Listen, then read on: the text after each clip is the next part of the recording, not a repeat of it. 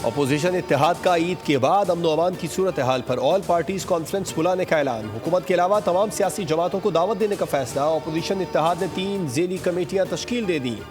All parties conference committee की सरबराही लतीफ़ खोसा करेंगे।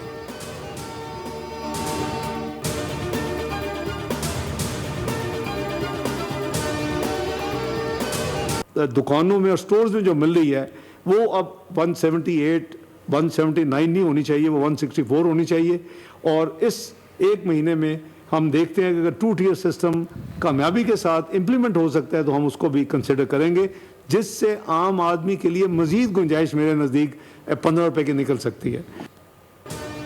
चीनी की कीमतों में बार बार इजाफा हो रहा है, जो किसी सूरत बर्दाश्त नहीं किया जाएगा। कीमतों में कमी के लिए इक़दाम कर रहे हैं। राना तनवीर की सरबराही में कीमतों का जायजा लेने के लिए ज़ेली कमेटी तश्कील दे दी है। नायब वज़ीर आज़म इसहाक़ डार की न्यूज़ कॉन्फ्रेंस। कहा, 1 माह तक चीनी की कीमत एक्स मिल रेट 159 जबकि रिटेल प्राइस 164 रुपये फ़ी किलो होगी। मुल्क में चीनी की कोई किल्लत है ना होगी। मिल्स मालिकान क्रशिंग सीजन बर वक्त शुरू करेंगे। खिलाफ वर्जी पर कार्रवाई होगी।